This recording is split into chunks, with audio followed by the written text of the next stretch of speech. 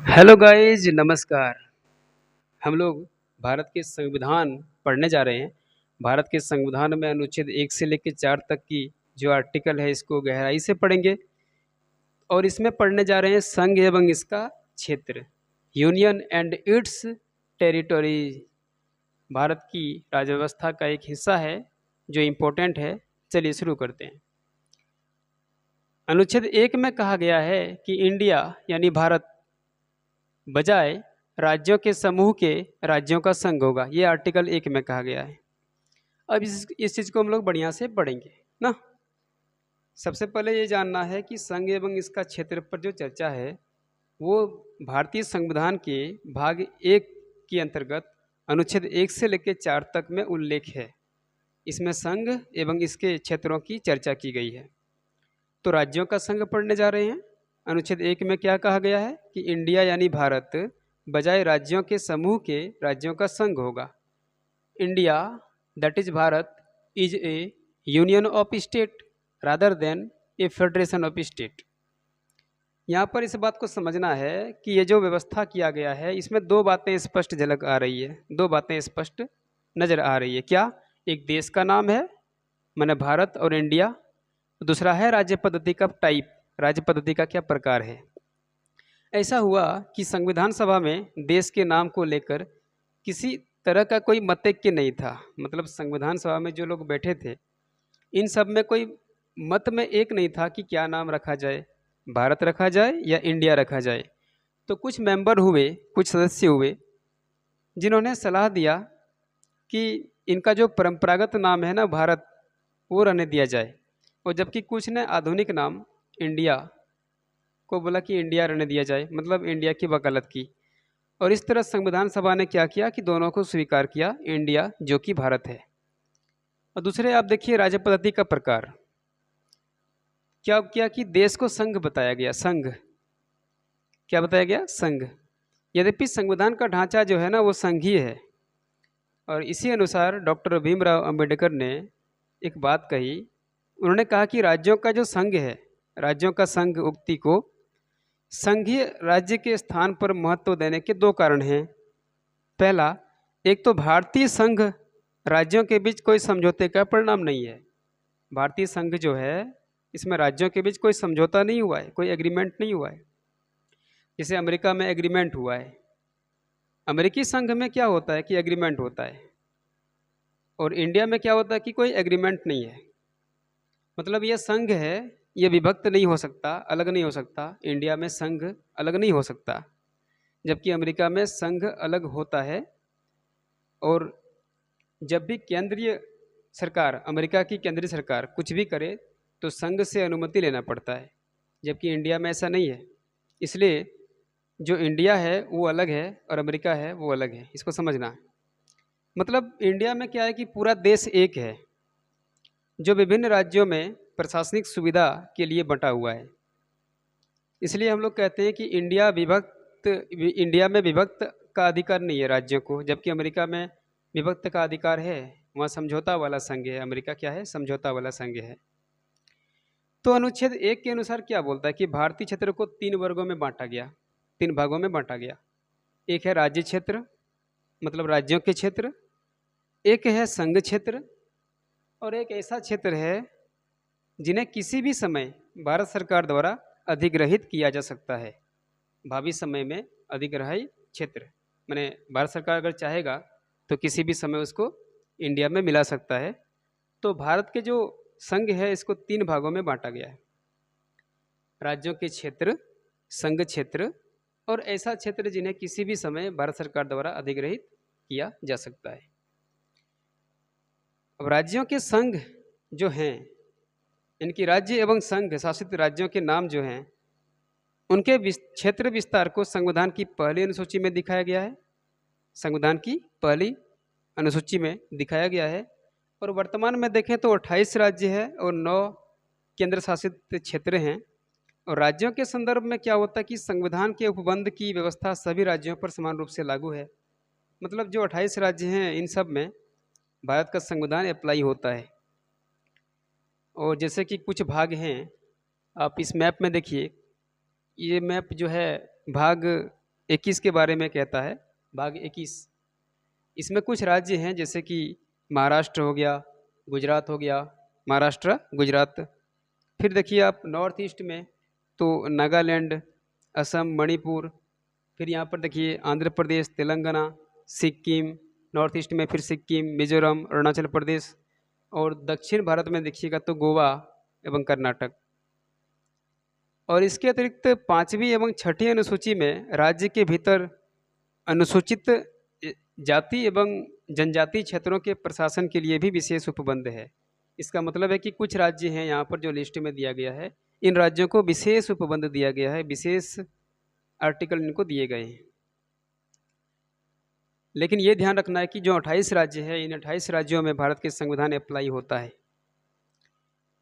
तो इस तरह कह सकते हैं कि भारत का क्षेत्र भारत का संघ से ज़्यादा इम्पोर्टेंट है, क्योंकि बाद वाले में सिर्फ राज्य शामिल है, जबकि पहले वाले में न केवल राज्य शामिल है बल्कि संघ शासित प्रदेश एवं वे क्षेत्र जिन्हें केंद्र सरकार द्वारा भविष्य में कभी भी अधिग्रहित किया जा सकता है भी शामिल है ना। तो संघीय व्यवस्था में क्या होता है कि इसके सदस्य हैं और केंद्र के साथ शक्तियों के बंटवारे में हिस्सेदार हैं। आप जानते हैं कि केंद्र और राज्य दोनों के बीच शक्तियों का बंटवारा होता है। देखेंगे आप दूसरी तरफ तो क्या होता है कि संघ शासित क्षेत्र एवं केंद्र द्वारा अधिग्रहित क्षेत्र में सीधे केंद्र सरकार का प्रशासन होता है ना। मतलब यूटीज जो है, जैसे कि लक्षद्वीप हो गया, पुडुचेरी हो गया, फिर दादरा नगर हवेली, दमन दीव, अंडमान निकोबार, यहाँ पर किनका शासन होता है? सेंट्रल गवर्नमेंट का शासन होता है, केंद्र सरकार का शासन होता है। और एक संप्रभु राज्य होने के नाते भारत अंतर्राष्ट्रीय कानूनों के तहत विदेशी क्षेत्रों का भी अधिग्रहण कर सकता है। फॉर एग्जाम्पल के लिए देखिए, जैसे कि संधि के अनुसार हो गया, ट्रीटी, अच्छा खरीद लिया उसके अनुसार, या उपहार या लीज लिया उसके अनुसार, या व्यवसाय के हिसाब से जीत कर या हरा कर। मतलब इन सब एग्जाम्पल से क्या हो सकता है कि भारत कुछ विदेशी क्षेत्रों को इंडिया में शामिल कर सकता है, अधिग्रहण कर सकता है। जैसे कि दादरा नगर हवेली है ना, गोवा, दमन और दीव, पुडुचेरी, सिक्किम, ये सब अधिग्रहण किया गया है। तो हालांकि इनकी चर्चा हम लोग आगे करेंगे। अब आते हैं अनुच्छेद 2, इसको समझना। अनुच्छेद 2 क्या कहता है? अनुच्छेद 2 जो है ना, उन राज्यों में जो भारतीय संघ के हिस्से नहीं हैं के प्रवेश एवं गठन से संबंधित है। अनुच्छेद 2 क्या है? संसद को देता है पावर। क्या देता है? ये पावर देता है। संसद को यह शक्ति दिया गया है कि विधि द्वारा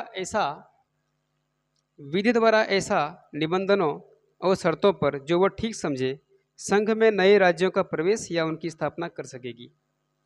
मतलब विधि द्वारा क्या करेंगे? ये संघ में नए राज्यों का प्रवेश कर सकते हैं जो वह ठीक समझे, है ना, या उनकी स्थापना कर सकते हैं। इस तरह जो है ना, अनुच्छेद 2 संसद को 2 शक्ति देता है, 2 पावर देता है। क्या देता है? पहला पावर देता है कि नए राज्य को भारत के संघ में शामिल करें जो पहले से निर्मित हो। मतलब ऐसा राज्य जो पहले से निर्मित है, जो अस्तित्व में है, उसको भारत में मिला ले। और दूसरा, संसद को ये शक्ति है कि नए राज्यों को गठन करने की शक्ति, नए राज्यों को गठन करने की शक्ति जो पहले से अस्तित्व में नहीं है पर ये एग्जिस्टेंस ला सकते हैं, नया ला सकते हैं। तो पार्लियामेंट को 2 पावर दिया गया है। जो राज्य अस्तित्व में है, जो राज्य एग्जिस्टेंस में है, उसको इंडिया में शामिल करे, या जो राज्य एग्जिस्टेंस में नहीं है उसको गठन करे। ये 2 पावर है आर्टिकल 2 के हिसाब से, है ना। आर्टिकल 2 के हिसाब से 2 पावर मिला है। आगे देखिए,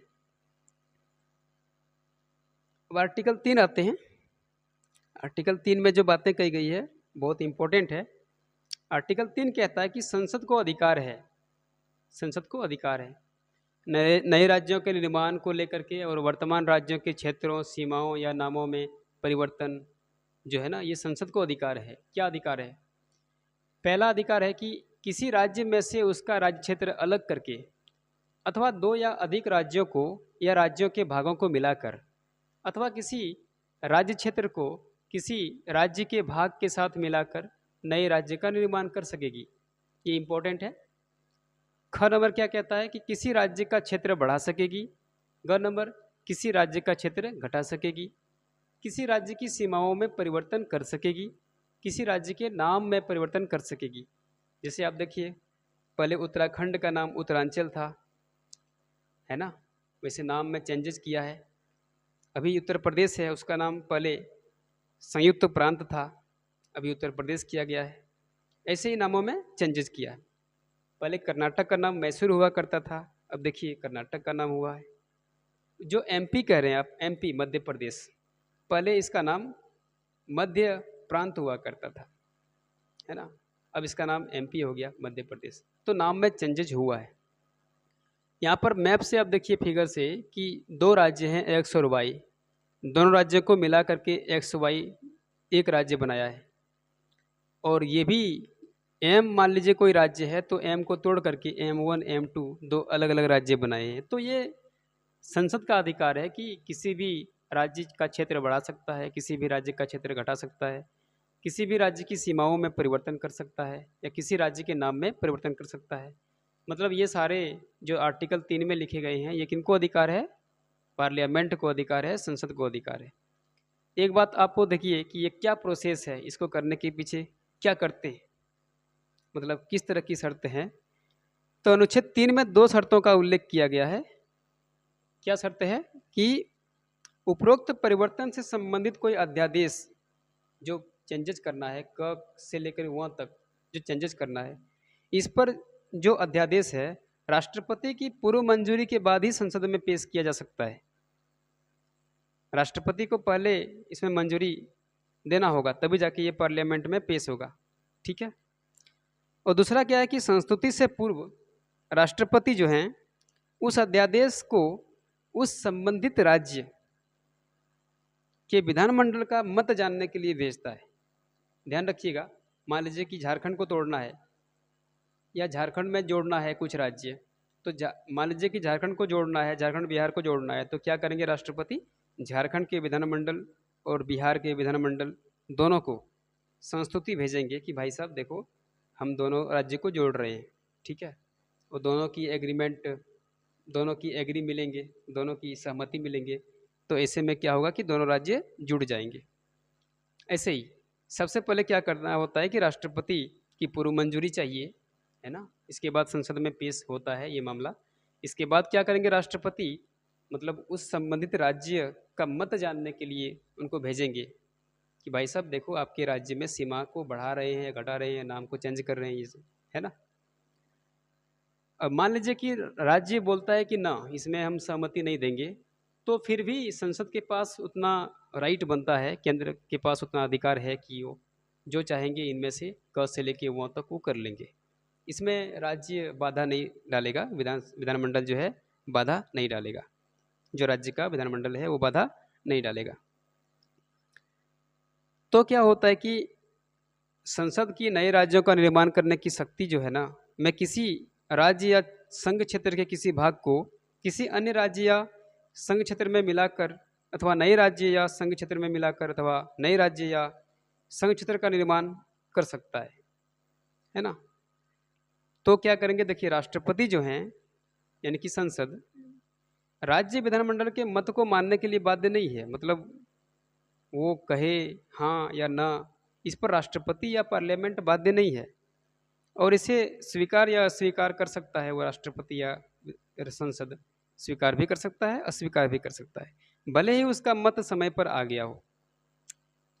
संशोधन संबंधी अध्यादेश को संसद में आने पर हर बार राज्य के विधानमंडल के लिए नया संदर्भ बनाना जरूरी नहीं है। संघ क्षेत्र के मामले में संबंधित विधानमंडल के संदर्भ में कोई आवश्यकता नहीं है। संसद जब उचित समझे स्वयं कदम उठा सकती है। ये सारे खेल संसद पर है, जब वो उचित समझेगा ये कदम उठा सकते हैं।